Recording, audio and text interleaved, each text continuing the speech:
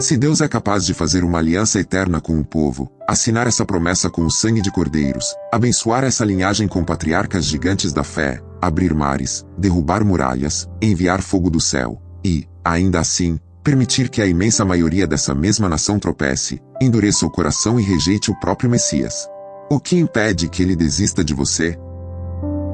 Não fuja dessa pergunta. Deixe ela pesar no seu peito. Você já sentiu esse frio na espinha?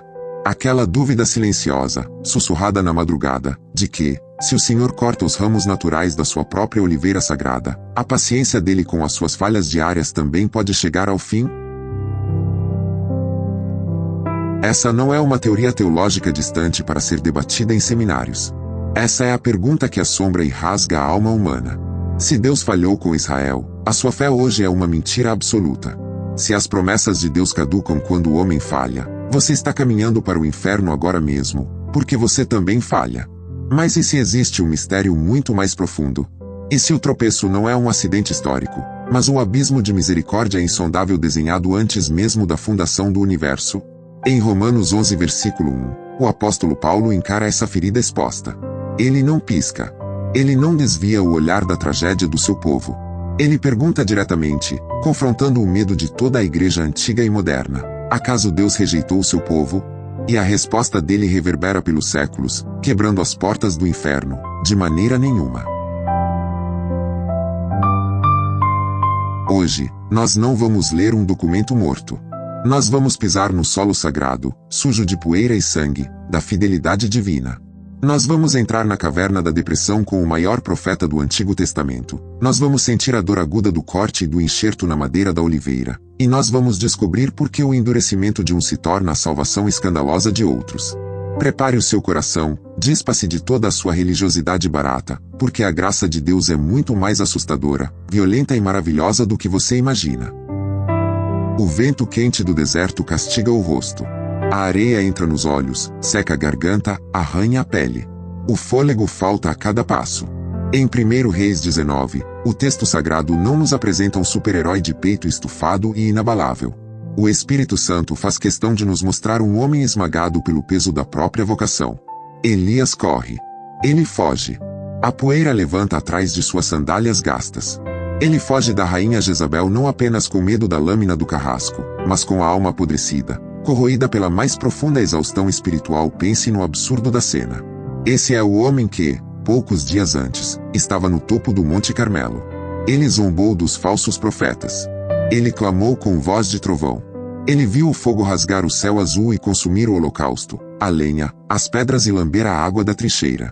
Ele orou de joelhos entre as pernas, e uma nuvem do tamanho da mão de um homem se transformou em uma tempestade que afogou a seca de 3 anos e meio. E o que acontece no dia seguinte? A rainha envia um mensageiro com uma sentença de morte. E a nação? A nação continua exatamente a mesma. O milagre não produziu arrependimento. O fogo não quebrou a idolatria. A vitória pública e estrondosa se transforma em um colapso particular e silencioso. O passo de Elias pesa chumbo. O peito queima de frustração. A mente dele, torturada pela ansiedade, repete a mesma frase, ecoando nas pedras quentes do deserto: acabou. Fracassamos. Não sobrou mais nada. A aliança está morta. Em 1 Reis 19 versículo 4, ele desaba debaixo de uma árvore rasteira, um zimbro solitário no meio do nada. Ele não junta as mãos para pedir força para lutar mais um dia. Ele não pede estratégia militar. Ele pede a morte. Ele diz, com a voz embargada e a garganta seca: já tive o bastante, Senhor. Tira a minha vida, não sou melhor do que os meus antepassados. Olhe para o fundo desse poço psicológico. O gigante que desafiava tronos e exércitos agora implora para que a escuridão engula a sua existência. Ele acha que as promessas de Deus fracassaram. Ele acha que Deus perdeu a guerra nos corações de Israel. Ele decreta o fim da história da redenção com base no que os seus olhos cansados conseguem enxergar. O suor escorre. O corpo cede. Ele adormece esperando que o coração pare de bater. Mas Deus não responde ao desespero suicida com um sermão teológico severo. O Senhor responde com pão. Em 1 Reis 19 versículos 5 a 7, um anjo se aproxima. Ele toca no profeta. Não é uma visão mística distante, é um toque físico, firme e compassivo. O anjo sacode o ombro de Elias. O profeta abre os olhos devagar, a visão embaçada pelo cansaço extremo, e o cheiro inconfundível de pão assado sobre pedras quentes invade as suas narinas. Uma bilha de água fresca repousa ali, na poeira. Coma, diz a voz celestial. Ele senta, come, bebe, e apaga de novo. A exaustão das células, dos nervos e do espírito é profunda demais. O anjo volta. Toca novamente, com a mesma paciência de um pai acordando um filho febril. Levante-se e coma, pois a sua viagem será muito longa. Deus alimenta a biologia antes de tratar a teologia. O Senhor sabe que o seu servo está quebrado. Ele não esmaga a cana trilhada, nem apaga o pavio que fumega. Mas o Altíssimo também não permite que a depressão clínica e espiritual de Elias escreva o ponto final do livro sagrado. Com a força sobrenatural daquele alimento, Elias caminha por 40 dias e 40 noites através da aridez esmagadora até alcançar o Monte Horebe, o Monte de Deus. Cada passo no cascalho arrasta uma montanha de decepções acumuladas. Cada noite fria sob as estrelas mastiga os pensamentos do profeta em um ciclo de tormento. Porque o povo recusa a aliança. Porque o milagre estupendo do fogo não converteu a nação. Porque eu sacrifiquei minha vida, perdi meus amigos, enfrentei o rei, e no final me sinto tão inútil, tão pateticamente derrotado. Ele encontra uma caverna escura na encosta da montanha. Ele entra. O ar é gelado. O silêncio aperta os ouvidos de forma ensurdecedora. E então, em 1 Reis 19 versículo 9, a voz do Deus vivo atravessa a rocha maciça. O que você está fazendo aqui, Elias? Não é um pedido de informação. O onisciente não precisa de atualização de status. É um bisturi cirúrgico que rasga o tumor do orgulho, da autocomiseração e da miopia espiritual. Elias explode. Ele vomita toda a sua frustração reprimida. Ele diz: tenho sido muito zeloso pelo Senhor, o Deus dos exércitos. Os israelitas rejeitaram a tua aliança, quebraram os teus altares, mataram os teus profetas à espada. Sou o único que sobrou, e agora também estão procurando matar-me. Preste muita atenção nesta armadilha mental. A fala do profeta mistura verdade e uma terrível mentira fantasiada de zelo. A dor pega um fato real e o infla até ele cobrir todo o horizonte. Elias decreta a morte da promessa porque os seus olhos humanos só conseguem contabilizar a apostasia visível. Ele diz: sou o único. Deus ordena que o profeta saia da caverna e se coloque diante do Senhor. E então, o poder absoluto do cosmos se manifesta em terror. Em 1 Reis 19 versículo 11, um vento fortíssimo rasga as montanhas e despedaça as rochas diante do Senhor. A pedra sólida racha como vidro. O som é uma explosão contínua. Elias retrocede, instintivamente encolhendo o corpo contra a parede úmida da caverna. O coração dele dispara. Ele pensa: é agora. Agora Deus vai descer e esmagar os inimigos. A justiça divina varrerá Jezabel da terra. Mas o texto revela um detalhe chocante: o Senhor não está no vento. De repente, o chão sofre uma convulsão violenta. Um terremoto brutal sacode as fundações do Horebe. O pó sobe, sufoca, o equilíbrio some. O terror da natureza em fúria anuncia a proximidade do sagrado. Mas o Senhor não está no terremoto.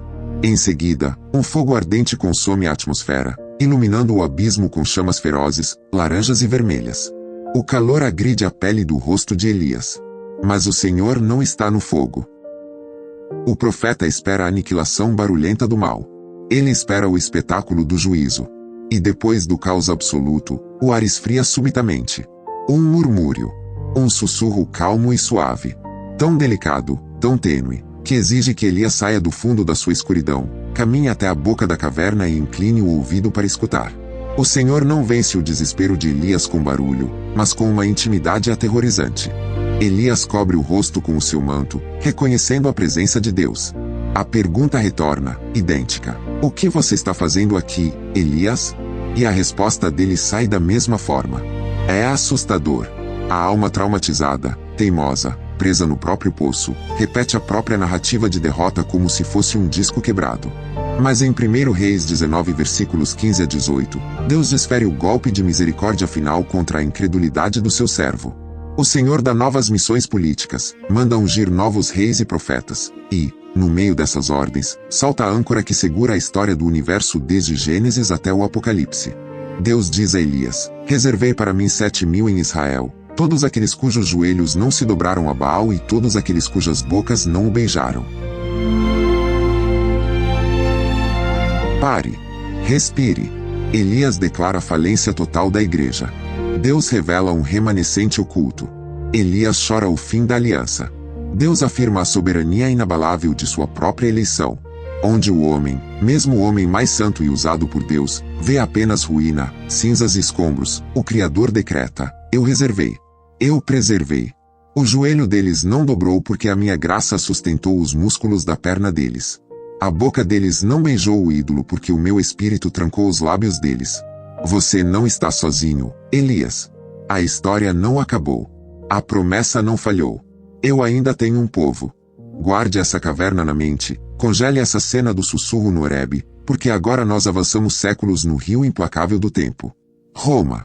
Século I depois de Cristo. Uma sala mal iluminada. O apóstolo Paulo caminha de um lado para o outro. A respiração dele é pesada. Tinta preta mancha os calos de seus dedos. O pergaminho bruto está aberto sobre uma mesa tosca. Ele dita a carta aos Romanos, o maior tratado teológico da história da humanidade, não com o distanciamento frio de um acadêmico engravatado discursando para alunos sonolentos. Ele escreve com a voz embargada, com os olhos vermelhos e com as cicatrizes das pedradas e dos chicotes latejando nas costas. Ele olha para o mundo. Ele vê os gentios, antigos pagãos sedentos de sangue, que antes sacrificavam animais a ídolos de mármore mudos e cegos, agora abraçando Jesus Cristo com lágrimas de alegria. Ele os vê sendo batizados, cheios do Espírito, cantando salmos de gratidão. Mas então ele vira o rosto e olha para os seus irmãos de sangue. Ele olha para os judeus. A sua própria carne. A sua linhagem. E ele vê as sinagogas batendo as portas na cara dos pregadores do Evangelho. Ele vê a nação que recebeu a lei, a glória, o pacto, as promessas, tropeçando na pedra angular que é Cristo. A agonia aperta o estômago dele como um punho de ferro. Em Romanos 11 versículo 1, ele vomita a dúvida que ameaça estrangular a fé da igreja incipiente. Ele pergunta: acaso Deus rejeitou o seu povo? A tensão na sala atinge o ponto de ruptura. Pense nas consequências dessa pergunta. Se a promessa incondicional dada a Abraão sob o céu estrelado, se a aliança eterna selada com Isaque, se a glória Shequina que cobriu o tabernáculo e o templo. Se tudo isso terminou em desastre e endurecimento nacional. Como explicar isso sem transformar Deus em um mentiroso? Deus mudou de ideia. O Altíssimo cancelou o contrato porque o povo falhou? Se Deus cancela alianças por causa da infidelidade humana, então a igreja gentílica, que também está em pecado todos os dias, não tem esperança alguma. Estamos todos condenados. Mas Paulo responde à própria pergunta com um grito visceral, uma repulsa teológica violenta: de maneira nenhuma. Eu mesmo sou israelita, descendente de Abraão, da tribo de Benjamim. Em Romanos 11 versículo 1, Paulo não oferece um argumento filosófico. Ele joga o próprio corpo no tribunal. Ele bate no peito. Ele diz: olhem para mim. Vocês querem saber se Deus desistiu de Israel? Olhem para as minhas mãos. Eu respirava ameaças e mortes contra os cristãos. Eu segurava as roupas dos assassinos enquanto esmagavam o crânio de Estevão com pedras. Eu era o fariseu dos fariseus, cego pelo ódio e pela religião de obras. Eu marchava para Damasco com correntes para prender os santos. E o que aconteceu? A luz do mundo me derrubou no pó. A graça me alcançou no meio do meu ódio. Se Deus tivesse rejeitado Israel de forma absoluta e irrevogável, eu não estaria aqui segurando esta pena e pregando este evangelho. Eu sou a prova viva, a evidência ambulante de que a misericórdia do Cordeiro ainda pulsa nas veias de Abraão. Paulo avança com fúria e precisão cirúrgica. Ele não deixa pedra sobre pedra. Ele arranca a figura de Elias do passado, tira o profeta da caverna do Horebe e o joga na cara da congregação romana do primeiro século. Em Romanos 11 versículos 2 a 4, ele recorda como Elias tentou processar Deus contra Israel, apelando contra a própria nação, reclamando da sua aparente solidão absoluta. E ele repete a resposta divina que quebra espinhas de leões: reservei para mim 7.000 homens que não dobraram os joelhos diante de Baal. E então, no versículo 5 de Romanos 11, Paulo crava a espada da verdade no peito da nossa geração. Assim, hoje também há um remanescente escolhido pela graça. Hoje também. Ouça o trovão contido nestas duas palavras. Hoje. Também. Não apenas no tempo das cavernas, dos altares de pedra no Carmelo e dos profetas de manto de pelos. Hoje também. Exatamente agora. No seu tempo. No seu século. Na sua crise. Enquanto você assiste às notícias e acha que a cultura secular engoliu o evangelho vivo. Enquanto você se desespera achando que a verdadeira igreja desapareceu em meio a escândalos de corrupção e líderes caídos. Deus está sussurrando do seu trono de safira, inabalável, eu tenho um remanescente. Existe uma obra gigantesca, invencível e invisível operando nos subterrâneos da história humana. Reis caem, impérios desmoronam, denominações inteiras racham pelo meio, púlpitos apodrecem.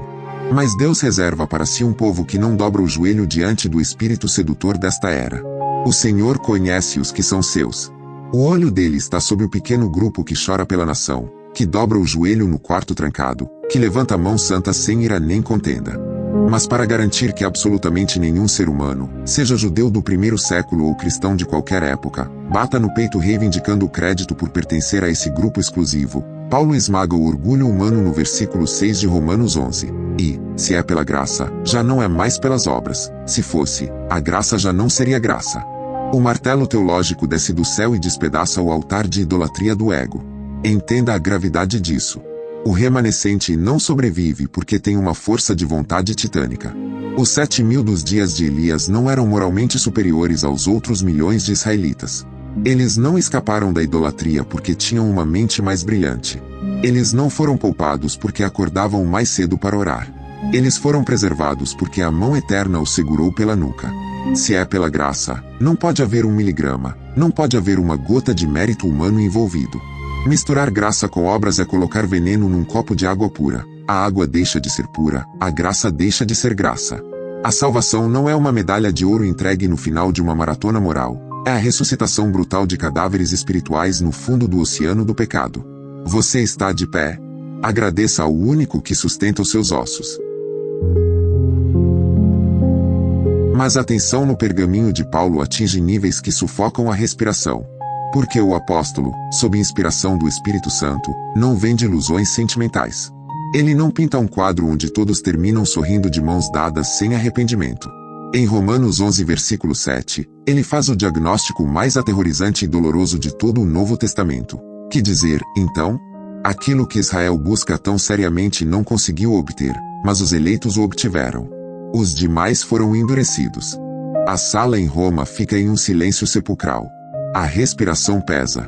Isso não é retórica. Isso não é uma ameaça poética. É juízo real, acontecendo em tempo real. Os demais foram endurecidos. Homens e mulheres buscando ativamente a justiça, guardando sábados, lendo pergaminhos, jejuando, pagando dízimos da hortelã, do endro e do cominho, mas completamente alheios à salvação. Por quê? Porque buscavam estabelecer a sua própria justiça através da lei, em vez de se curvarem ensanguentados aos pés da cruz. E o resultado dessa religiosidade sem o Cristo é o endurecimento judicial. Olhos que fitam a luz da face de Jesus e dizem, ele é um demônio. Ouvidos que escutam o sermão do monte e dizem, crucifica-o. Corações que caminham lado a lado com o caminho, a verdade e a vida, mas preferem o conforto de uma tradição estéril. Em Romanos 11 versículos 8 a 10, Paulo desce ainda mais fundo na escuridão. Ele cita as escrituras antigas para provar que a tragédia da incredulidade nunca pegou o Criador de surpresa. O plano nunca correu risco. Ele cita as palavras de terror de Isaías e Davi. Como está escrito, Deus lhes deu um espírito de torpor, olhos para não verem e ouvidos para não ouvirem, até o dia de hoje. E Davi diz, que a mesa deles se transforme em laço e armadilha, pedra de tropeço e retribuição para eles. Escureçam-se os seus olhos para que não consigam ver, e encurvem-se as suas costas para sempre. A mesa deles se transforme em armadilha. Que imagem horripilante! A mesa representa a comunhão, o sacrifício, as festas, a própria dádiva da lei, os profetas, o santuário. As maiores bênçãos de Deus dadas a uma nação, quando separadas do Senhor que as deu, transformam-se em uma forca para os que delas participam. A religião sem o Espírito Santo e sem submissão à graça é o feitiço mais perigoso arquitetado nas forjas do inferno. Alguém pode sentar no banco da igreja durante 40 anos. Alguém pode ter a Bíblia aberta no colo todas as noites. Alguém pode cantar os hinos congregacionais no tom perfeito, saber o nome de todos os livros de Core, no fundo da alma escura, abrigar uma pedra fria, impermeável, selada com o terrível endurecimento divino.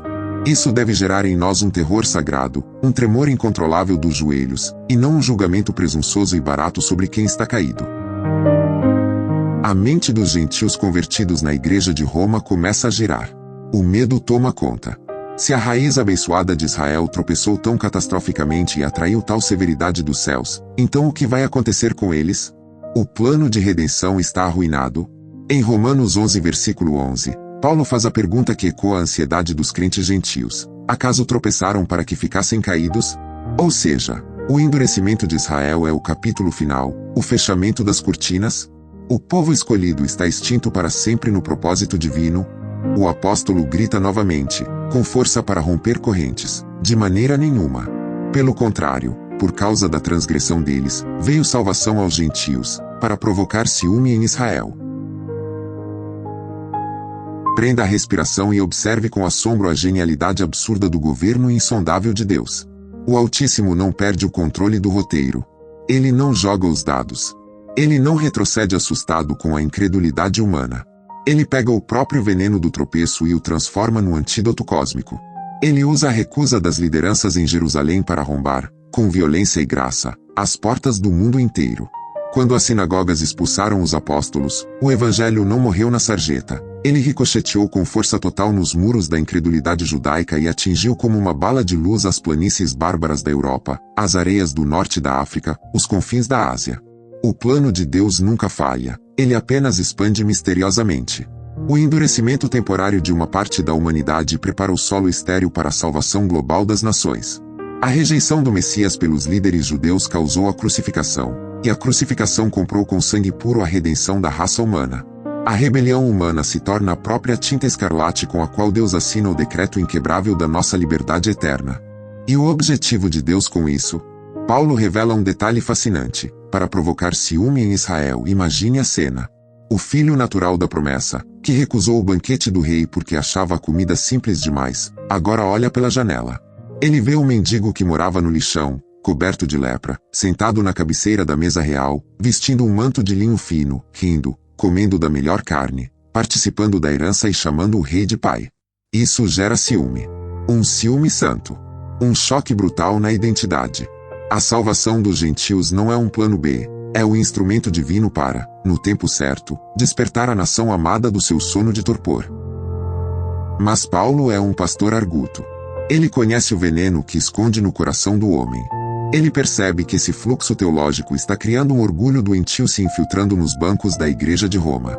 Os cristãos gentios, muitos ex-pagãos arrogantes, começam a estufar o peito de vaidade espiritual. Eles começam a olhar para os judeus não crentes, para os ramos caídos, com um olhar de desprezo asqueroso. Eles sussurram nos corredores da igreja: viram? Nós somos os favoritos do céu agora. Deus se enojou deles e nos escolheu porque somos melhores, mais humildes, mais receptivos. Nós somos a evolução da fé. Eles são o lixo descartado da história. O apóstolo capta a fragrância de enxofre dessa arrogância maligna e saca da bainha a arma metafórica mais cortante e violenta de toda a carta, a cirurgia ímpia da oliveira. Imagine a cena agrícola e sinta a crueldade da imagem. A poeira dourada de um pomar milenar flutua no ar. O agricultor soberano caminha entre as árvores segurando um machado afiado com lâmina reluzente. No centro do pomar ergue-se uma oliveira cultivada, imponente. Suas raízes são antigas, profundas, espessas, penetrando na rocha da fidelidade divina, carregadas com séculos da mais pura seiva das promessas feitas aos patriarcas Abraão, Isaque e Jacó. A árvore pulsa de vida divina. A aliança. A glória. Mas, ao longo dos galhos esplêndidos, alguns ramos naturais começaram a apodrecer, ressecados pelo sol implacável da incredulidade. O agricultor para diante da árvore. O machado levanta. A lâmina desce com uma força aterradora. Craque! A madeira estala com um grito surdo. Os ramos naturais, cheios de orgulho genealógico, despencam na poeira, cortados e mortos. Mas o agricultor não para. Ele caminha para fora dos portões do pomar. Ele vai até o campo aberto, o mato rasteiro e sem lei das nações gentílicas. Ele encontra uma oliveira brava. Selvagem. Inútil para dar azeite de qualidade. Feia, retorcida, sem histórico de glória, sem herança sagrada. Com um golpe seco, ele corta um dos galhos dessa árvore imunda. Ele pega esse ramo selvagem que sangra uma seiva amarga. Ele volta para a majestosa oliveira cultivada, abre uma fenda profunda na cicatriz do galho quebrado, no tronco sagrado, e enxerta à força o galho pagão. Ele o prende dolorosamente para que a seiva santa, a promessa purificadora, inunde as veias e a madeira daquele galho bastardo. Em Romanos 11 versículos 17 e 18, Paulo estende o dedo trêmulo, vira o rosto para o gentio inflado de vaidade e dispara como um raio: se alguns ramos foram cortados, e você, sendo oliveira brava, foi enxertado entre os outros e agora participa da seiva da oliveira, não se orgulhe contra esses ramos. Se o fizer, saiba que não é você que sustenta a raiz, mas a raiz a você. Sinta a vergonha santa inundando e destruindo a alma de qualquer cristão que se acha merecedor do sangue de Cristo. Olhe para a oliveira. Você não plantou essa árvore. Você não irrigou o solo dessa herança com lágrimas de profetas. Você não construiu essa história ao longo de milhares de anos. Você era o pagão do lado de fora dos muros, alheio às alianças, sem esperança e sem Deus no mundo, destinado ao fogo da perdição por seus próprios pecados nojentos. Você não entrou no reino dos céus porque tem um coração nobre, sangue azul, moralidade invejável ou porque levantou a mão numa quarta-feira à noite achando que estava fazendo um favor a Deus. Você só entrou na vida eterna porque o cirurgião divino cortou você, com dor e misericórdia, do mundo selvagem e o colou sangrando na ferida aberta do Calvário. A seiva que te mantém em pé não é a sua justiça, é a justiça de um judeu que gritou na cruz para salvar a sua alma. O orgulho teológico é uma abominação cósmica. Quando um crente pisa em quem tropeçou, quando zomba do desviado, quando se acha superior a qualquer perdido, ele está cuspindo veneno na própria raiz que o mantém respirando. Paulo, como um brilhante advogado da alma humana, imita a voz do crente arrogante no versículo 19 de Romanos 11, antecipando a desculpa: os ramos foram cortados, para que eu fosse enxertado. A mente vaidosa diz: ah, Paulo, mas a matemática é simples. Se a queda deles abriu meu espaço, então eu valho mais. Deus varreu a casa velha porque eu sou um hóspede de maior qualidade. E o apóstolo rebate no versículo 20 com uma fúria profética que deveria tremer as paredes das nossas congregações modernas: está certo. Eles, porém, foram cortados devido à incredulidade, e você permanece pela fé. Não se orgulhe, mas tema. Não se orgulhe, mas tema. Eu desafio você a tatuar essa frase no centro do coração da igreja do século XXI. Nós, no Ocidente moderno, perdemos completamente o senso do temor do Senhor. Nós domesticamos o leão da tribo de Judá. Nós transformamos o oceano de sangue da graça em um laguinho raso e aconchegante que serve de licença irrestrita para nossa mais descarada presunção. Nós subimos nos palcos, nas nossas lives de internet, e nas sessões de comentários para esmagar, julgar e humilhar o irmão que caiu no pecado, totalmente cegos para a verdade aterradora de que só estamos respirando o ar da salvação pela pura, soberana e imerecida dádiva da fé. Se a sua escatologia, a sua teologia de eleição ou a sua moralidade te deixam com o nariz empinado, essa não é a teologia de Paulo. É a teologia sussurrada pela serpente no jardim do Éden. Quem entende a cruz de Jesus Cristo de forma verdadeira, crua e sangrenta, não consegue andar pela vida de queixo erguido. Essa pessoa se arrasta de joelhos quebrados, soluçando de gratidão a cada novo fôlego de vida. E para certificar-se de que a mensagem enterrou os mortos, o aviso apostólico mergulha em uma sombra ainda mais sombria e severa. Romanos 11 versículo 21. Pois, se Deus não poupou os ramos naturais, também não poupará você. Considere, portanto, a bondade e a severidade de Deus. Versículo 22. Bondade e severidade. Guarde essa justa posição no seu cérebro. Dois lados perfeitos, absolutos e coexistentes na mesmíssima moeda eterna do caráter divino. O cristianismo superficial moderno quer construir um altar para um Deus de bondade fofa, flácida e anestesiada. Querem um avô celestial que não se importa com rebeldia, que senta no trono apenas para aplaudir as nossas escolhas irresponsáveis de vida, que nos abraça não importa o quanto pisoteamos o seu santuário. Paulo rasga essa ilusão com a faca da doutrina pura. O mesmo Deus cujos braços rasgam a própria carne nos cravos da cruz por amor infinito, é o mesmíssimo Deus de justiça inquebrantável que julga a incredulidade obstinada. A graça, meus irmãos, não é um passaporte diplomático que lhe confere imunidade para cometer o crime do endurecimento espiritual e da apostasia orgulhosa. Se o ramo original, nutrido pela promessa literal da carne de Abraão, despencou morto no pó porque rejeitou o Filho de Deus, O que te faz pensar que você, o ramo enxertado, o gentil que era estrangeiro, sobreviverá se desprezar a santidade da aliança e brincar de zombar do Espírito Santo? Deus exige exclusividade e reverência. Ele não suportará que a sua graça seja tratada como algo ordinário. Porém, exatamente no exato instante em que o terror atinge o cume da montanha, no momento em que a severidade parece que vai esmagar toda a nossa esperança, a luz cega do amanhecer quebra a escuridão. A misericórdia arromba as portas. Em Romanos 11 versículo 23, a esperança volta a florescer, vibrante e verdejante, sobre as cinzas de Israel. E quanto a eles, se não continuarem na incredulidade, serão enxertados, pois Deus é poderoso para enxertá-los novamente. O corte da severidade não sela um destino final quando os joelhos da arrogância decidem se dobrar. Ouça a música redentora dessa verdade. O Deus que fere com a espada é o Deus que cura com o bálsamo de Gileade. O agricultor que poda e quebra os galhos com aparente crueldade cirúrgica é o mesmíssimo agricultor que recolhe o ramo morto da poeira, assopra o seu espírito para restaurar o fluxo da vida, e o enxerta novamente no lugar de onde jamais deveria ter saído. O apóstolo aprofunda a lógica da esperança no versículo 24. Se você foi cortado de uma oliveira brava por natureza, e, contra a natureza, foi enxertado em uma oliveira cultivada, quanto mais estes, que são ramos naturais, serão enxertados na sua própria oliveira. Em outras palavras, se Deus realizou o milagre bizarro, antinatural e improvável de justificar um gentil como você, cheio de bagagem idólatra e impureza, quão imensamente fácil é para ele reacender o fogo no peito de um judeu, trazendo o filho pródigo de volta para dentro da sua própria casa, da qual ele é o herdeiro legítimo. O poder invencível da cruz desfaz e aniquila a força da apostasia em um simples piscar de olhos de arrependimento. E então, chegamos ao coração vulcânico do capítulo. O mistério que estava oculto desde a antiguidade se desvela em glória e fogo. A mente do apóstolo, embriagada com as revelações do terceiro céu, não suporta mais segurar o segredo do clímax da história humana. Ele rompe o véu. Em Romanos 11 versículo 25, Paulo bate a caneta na mesa, levanta a cabeça e convoca a igreja inteira para o centro do palco cósmico. Irmãos, não quero que ignorem este mistério, para que não se tornem presunçosos. Israel experimentou um endurecimento em parte, até que chegue à plenitude dos gentios.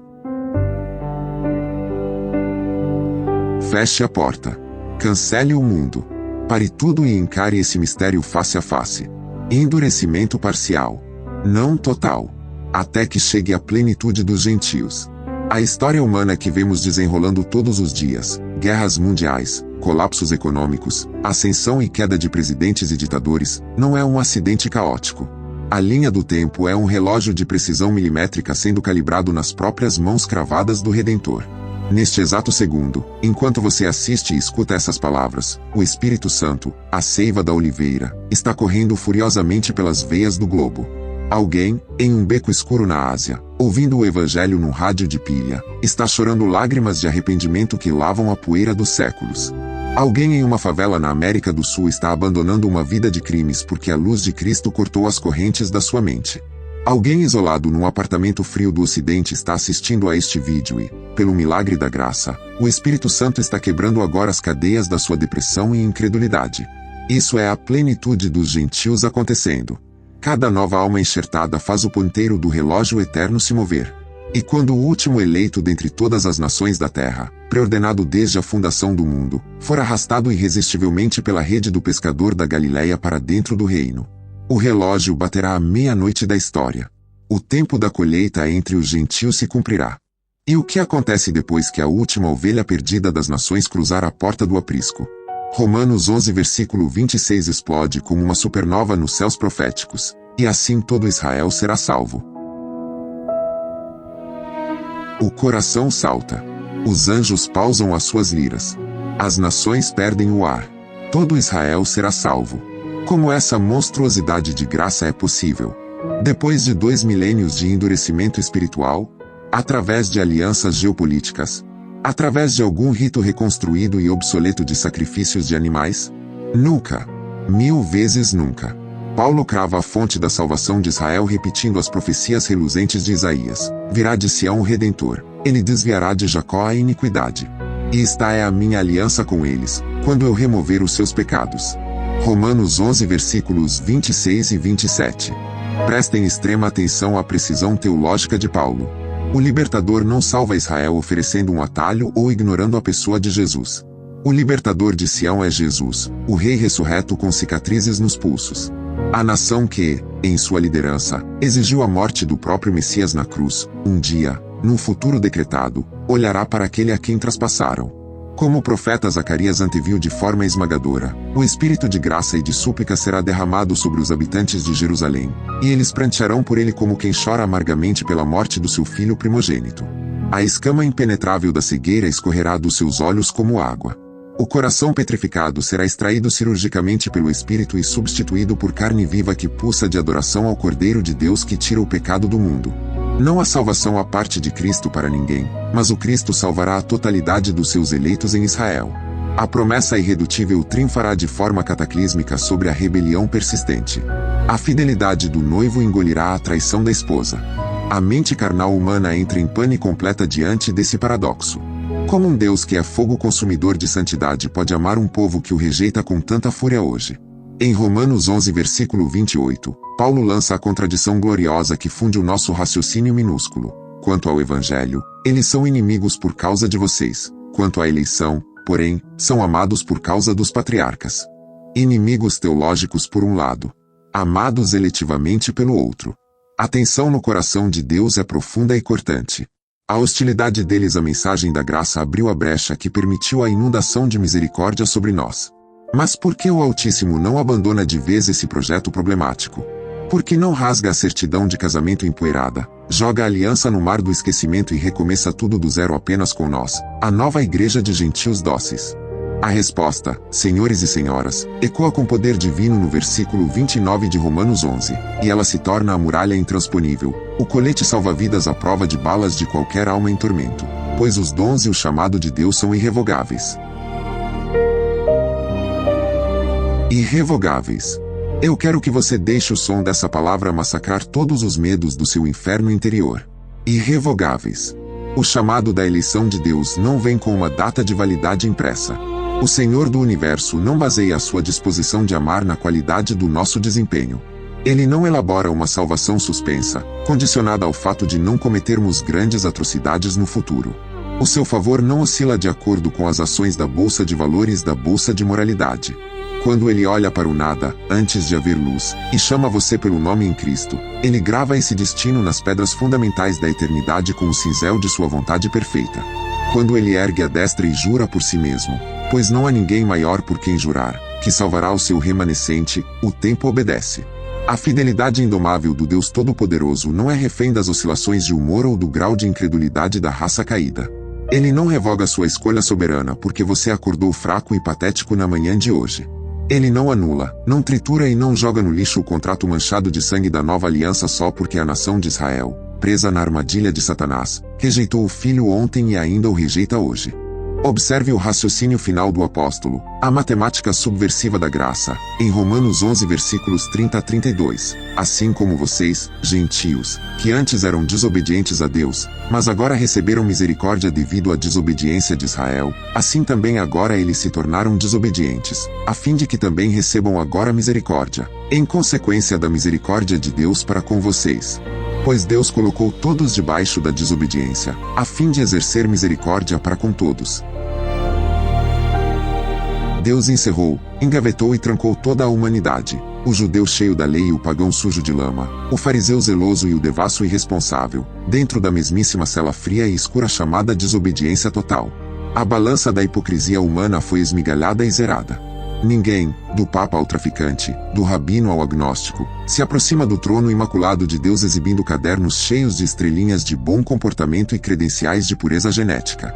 Nós todos, absolutamente todos, somos arrastados pela coleira dos nossos pecados até a base sangrenta da cruz de Cristo, forçados a admitir que o nosso melhor esforço religioso não passa de trapos imundos e infectados de sangue. E ali, com a boca no pó e os corações esmagados sob a convicção do Espírito, nós todos imploramos como pedintes famintos por uma única coisa: misericórdia. Misericórdia para o gentio antes sem lei. Misericórdia para o judeu cego pela lei. Misericórdia para mim. Misericórdia para você. E diante desse espetáculo inimaginável, onde o Criador rege a sinfonia grotesca da queda humana para produzir a melodia sublime da redenção universal da Igreja invisível, o cérebro gigante do apóstolo Paulo atinge o limite do que os neurônios de um homem conseguem suportar. A lógica se recusa a ir adiante. A doutrina entra em combustão. A teologia sistêmica dá lugar, quase em colapso, à mais pura, selvagem e assombrosa poesia doxológica de toda a Bíblia. Em Romanos 11 versículos 33 a 36, Paulo abandona as correntes da explicação e rompe num grito de adoração que faz tremer os alicerces de Roma, Jerusalém e do céu. Escute as palavras dele com a sua alma prestando atenção, à profundidade da riqueza da sabedoria e do conhecimento de Deus. Quão insondáveis são os seus juízos e inescrutáveis os seus caminhos. Quem conheceu a mente do Senhor? Ou quem foi o seu conselheiro? Quem primeiro lhe deu, para que ele o recompense? Pois dele, por ele e para ele são todas as coisas. A ele seja glória para sempre. Amém. Ele está atordoado. Ele está embriagado diante da visão cristalina da glória absoluta. Quem planejaria a redenção do mundo utilizando como motor a própria teimosia e rebelião do povo amado? Que arquiteto esmaga a obra-prima com os próprios punhos, a joga na fornalha ardente, e do metal derretido forja uma coroa de glória capaz de curar o cosmos ferido? Quem quebra o ramo vital de uma árvore apenas para abrir espaço e salvar a floresta que ia pegar fogo, e depois, no auge do milagre, pega a floresta inteira que foi salva e a utiliza para provocar o ciúme redentor capaz de ressuscitar os ramos quebrados na poeira? Quem ousou transformar a mais humilhante vergonha de uma cruz ensanguentada no trono radiante do Rei dos Reis? Quem deu dicas ou conselhos a esse ser tremendo antes de os planetas começarem a girar no vácuo? Ninguém. Absolutamente ninguém. Nenhuma criatura pôde ajudar. Nenhuma vontade humana foi consultada. Nenhuma contingência externa forçou a sua mão. Porque ele é soberano. De suas entranhas infinitas fluem todos os propósitos. Pelas suas mãos perfuradas opera-se todo o meio da nossa justificação. E para o oceano profundo de sua glória divina retornam todos os rios da história e das nossas próprias e patéticas vidas. E você percebe, do fundo do seu ser, o que esse peso esmagador de teologia milenar significa para o seu hoje, agora mesmo, enquanto a sua respiração sobe e desce? Olhe para a sua própria jornada e olhe ao seu redor. Talvez o desespero paralisante e gelado da caverna de Elias esteja devorando as paredes da sua casa hoje. Você assiste à apostasia dominando a cultura, você vê as mentiras invadindo os lares cristãos pela tela dos celulares. Talvez você olhe para a sua família que se despedaça, para os seus filhos que abandonaram a fé da infância, para o seu casamento que desintegrou até virar um contrato insuportável entre dois estranhos. Você levanta os olhos e grita: Senhor, acabou. Faliu tudo. Os altares que construí chorando estão quebrados. Não sobrou ninguém no meu lar que queira te buscar. E a solidão te devora vivo. O que Romanos 11 sussurra para o vendaval do seu caos neste exato momento é isso: não se deixe enganar pela miopia da sua dor passageira. Deus ainda guarda um remanescente na sombra das suas asas. Onde você assina o ponto final e pede que o anjo da morte venha recolher a sua alma cansada, o céu recita o prólogo da redenção. Deus, e apenas Deus, é infinito e poderoso para enxertar novamente os ramos queridos que foram cortados e arrancados do tronco da sua família. Quando o poder curador da cruz cruzar a vida dos rebeldes que você ama, a morte não terá a última palavra. Não pare de dobrar o joelho no pó. Não feche os lábios ressequidos. A seiva explosiva e inesgotável da vida eterna ainda flui e a promessa incondicional sobre a qual a sua esperança está construída é inquebrável, porque o amor do Senhor não oscila com a teimosia dos homens. Ou, por outro lado, e este aviso é muito mais perigoso, talvez a doença mortal que gangrena a sua vida seja a arrogância espiritual, limpinha e aciada. Talvez você participe fielmente de sua comunidade local. Você lidera ministérios, conhece de cor a doutrina da graça, serve nos bastidores, e, de maneira secreta e silenciosa no íntimo da sua mente presunçosa, você menospreza e reduz a lixo os pecadores miseráveis que caem, os desviados que fracassam em rede social, os crentes de outras tradições, as pessoas quebradas. Você lê as notícias de líderes expostos e murmura: eu nunca faria isso. Minha teologia é muito pura. Meus joelhos nunca se dobrariam a Baal porque eu sou zeloso pelo Senhor. Cuidado! Cuidado extremo! A espada de Paulo está apontada para sua garganta. A raiz é quem sustenta você, seu hipócrita, e não o contrário. Você era uma planta morta nascida no terreno baldio da perdição, inútil para dar frutos, uma lenha preparada para a fogueira do juízo final. E a exata e mesma graça infinita e ensanguentada que arrancou a sua raiz podre da lama e o enxertou no sagrado corpo imaculado de Cristo exige compaixão profunda, mansidão sincera e o terror de não desrespeitar a santidade dele. Não se orgulhe. Coloque o seu rosto no pó e tema a severidade do seu Senhor.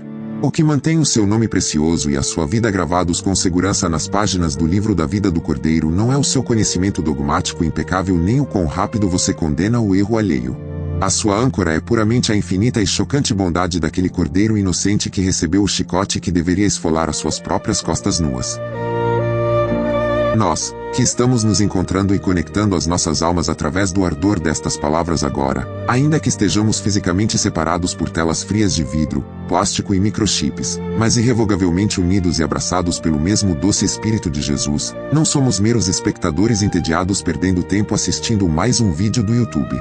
Ouça-me bem, nós somos a demonstração empírica da plenitude dos gentios se consolidando em tempo real no tecido tridimensional deste mundo quebrado. Cada curtida silenciosa na madrugada, cada clamor suplicante digitado em meio a lágrimas no chat, cada compartilhamento sincero da palavra genuína. Tudo isso é o pulsar vital desta congregação digital de santos enxertados. É o sangue da oliveira correndo furioso, como o rio debaixo do trono, espalhando a semente da fé para as nações distantes e para as ovelhas que ainda perambulam perdidas, machucadas pela sarjeta do algoritmo na escuridão secular. A tecnologia não roubou o evangelho. O YouTube, as redes sociais ou qualquer lugar onde a pureza do nome inefável de Cristo seja erguida com integridade visceral não são ferramentas vazias e nulas. O lugar onde 2 ou 3 se reúnem na verdade, seja no conforto frio de uma catedral gótica, numa caverna de areia no Horebe ou na aba dos comentários desta tela luminosa, o lugar onde a espada afiada do Espírito ataca, quebra e cicatriza o coração dos homens, e onde a Bíblia é o verdadeiro pão assado nas brasas partido e distribuído, ali é uma comunidade santa, redimida, lavada no sangue do Libertador. Você é congregação amada. Nós estamos nos alimentando juntos no banquete real servido no capítulo 11 da Carta ao Povo de Roma. Então, amado do Pai Eterno, obedeça a essa convocação sagrada do Espírito de graça. Dobre o seu espírito vaidoso diante dessa tela brilhante que você está fitando agora mesmo. Esvazie sua mente do lixo da ansiedade. Tranque e isole a agitação inútil desse mundo frenético, cheio de sons e de vozes, e abra completamente a fortaleza interior da sua alma apenas para ouvir a voz que derrubou Saulo em Damasco e a voz mansa que silenciou os ventos e os terremotos de Elias. Deixe o medo e o pavor se dissolverem na verdade inquestionável e infalível deste mistério revelado que nós lemos. Confesse com as suas próprias palavras em voz alta, onde você estiver, diga com toda a força e desespero de sua alma ajoelhada: Senhor Jesus, Tu, que habitas no meio dos querubins de fogo, Tu és o meu único e supremo libertador que provém de Sião. Entra pela janela rasgada do meu coração petrificado e arranca, como quem arranca uma praga daninha, toda a dureza resistente que as decepções, a rotina religiosa e os meus próprios medos sedimentaram no meu peito ferido. Despedaça até reduzir a cinzas o meu orgulho hipócrita teológico, essa vaidade absurda que me faz achar que fui chamado por ser bom. Quando as ondas geladas da depressão e da angústia abissal tentarem me convencer perversamente de que o Senhor falhou nas promessas para os seus ungidos, quando eu achar que a oliveira apodreceu, levanta o meu olhar para a sua cruz erguida no Calvário e recorda a minha carne frouxa de que os teus dons esplêndidos e o teu chamado irresistível são eternamente, absolutamente irrevogáveis. Eu não merecia a ceia do Cordeiro. Eu sou o bastardo da oliveira brava. Eu não possuía aliança, lei nem esperança num Deus vivo. Mas o golpe severo e cirúrgico da tua cruz cortou-me da morte espiritual, fendeu as minhas cadeias invisíveis, e cravou a minha identidade nas chagas vivas e abertas de ti mesmo. Ajuda-me, pelo teu Santo Espírito, a nunca perder de vista e sempre, eternamente temer a violência e a severidade do teu juízo perfeito e irrepreensível. Mas, que este mesmíssimo temor não me paralise, mas lance meu ser desesperado em um mergulho diário para descansar serenamente sobre o oceano da tua imensa, infinita e superabundante misericórdia, a única âncora que a tempestade não arrasta. Salva a minha família. Traz de volta os ramos caídos do meu lar com a mesma urgência que prometeste salvar a totalidade de Israel no grande dia. Sustenta-me firmemente, agarra-me com a fúria da vida, sobre a raiz indestrutível e inabalável do teu eterno perdão. Se o fogo inexplicável da glória divina contida destas santas palavras esquentou até queimar o centro do seu peito hoje, se você foi atingido pelo brilho da verdade de que a graça sustenta os que caem e repreende o orgulho dos hipócritas, preste muita atenção ao que você fará a seguir. Não deixe que o diabo e a superficialidade humana roubem essa reverência e esse peso que encheram o seu ambiente agora. Não toque nervosamente o dedo na tela rolando instantaneamente e buscando pelo próximo vídeo superficial de reações para silenciar a sua mente. Não engula de uma vez esse banquete eterno e depois corra imediatamente em busca das cinzas vazias do entretenimento temporal para entorpecer novamente a sua convicção recém-despertada. Permaneça parado. Cale-se. E fique apenas por mais alguns minutos no silêncio sagrado, cortante e denso dentro da segurança da sua sala, sentindo o volante dentro do seu carro na volta do trabalho, deitado e fitando o teto do seu quarto. Respire fundo. Deixe esse silêncio purificador operar a cirurgia que você tanto precisa. Permita com que o assombro aterrador, e a mais plena certeza redentora embutida em cada gota de verbo e verbo vivo que pulsa pelas linhas indestrutíveis de Romanos capítulo 11 tome domínio sobre toda a atmosfera e realidade que moldam você. Nós, os redimidos desde a queda de nossos pais antigos e os filhos renascidos em lágrimas pelo ventre estéril das nações gentias, não estamos em pé em solo escorregadio. Não fomos gerados como escravos para nos curvarmos perante um Deus naníquo e minúsculo do modernismo, um suposto Deus fracassado que estremece, retrocede e tenta improvisar, desenhando planos baratos do tipo plano B às pressas. Simplesmente para compensar o fato de que um ou outro ser humano miserável e insignificante arruinou temporariamente um de seus caprichosos projetos no Éden ou com Israel. Nós depositamos as nossas testas suadas sobre o chão sólido diante dos pés sangrados do único Senhor soberano dos exércitos celestiais. O Cristo indomável que governa soberano desde as tempestades e os trovões insondáveis na boca da caverna de Elias em 1 Reis, até o pranto cortante no escuro de uma masmorra vazia nos subterrâneos imperiais de Roma. Aquele cordeiro que triunfantemente aprisiona, limita e encerra minuciosamente toda criatura rebelde, judeu ou grego indistintamente, entre os grilhões sujos da mais vil desobediência humana sem exceções. Pura e simplesmente e gloriosamente com a monumental e eterna finalidade de, lábios rasgados na agonia do madeiro, poder finalmente cobrir as nossas falhas irreparáveis e nos inundar, imersos e sem ar, na espantosa e irresistível enchente avassaladora e sangrenta que é a sua misericórdia incondicional, indestrutível, salvadora, graciosa, eletiva e infinita. Abaixe o rosto. Curve os ombros pesados. Erga as suas duas mãos vazias das ilusórias conquistas em direção ao seu trono que brilha incólume nos mais altos céus. Renda toda e cada gota de seu pânico desesperado sobre a suficiência desse amor sem costuras. Porque dele, e somente a partir do decreto intocável do seu maravilhoso propósito insondável, brotaram toda a poeira das nebulosas galácticas, e todo o átomo da salvação mais complexa e tortuosa imaginável. Porque por meio de sua agonia na cruz de morte solitária e sua esplêndida ressurreição ao terceiro dia num jardim de glória fomos justificados nós, enxertados ramos bravos como pecadores lavados. E, inquestionavelmente para ele, o foco inefável do amor paterno, refluirão como poeira de cometa, como hinos incontáveis e inesgotáveis de glória em línguas que homem algum saberá descrever, o desfecho soberano das angústias de Paulo, das vitórias de Israel, dos clamores na caverna do Horebe e das suas e as minhas noites em prantos solitários. Dele, por ele e inexoravelmente convergindo e se desfazendo e perdendo nas ondas magnéticas para toda a honra dele são todas as coisas. Sim, a esse Cristo incompreensível, esse Redentor e único libertador das desilusões de Sião e do mundo inteiro perdido, seja hoje a exaltação devida.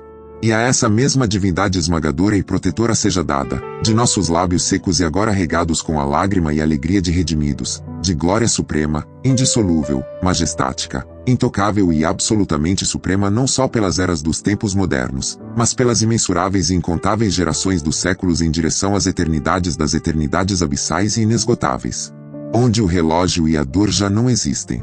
E de todos aqueles que em prantos foram justificados pelos dons e a misericórdia enxertada, repousa o suspiro redentor sem volta a dizer o poderoso louvor de rendição final. Amém e amém.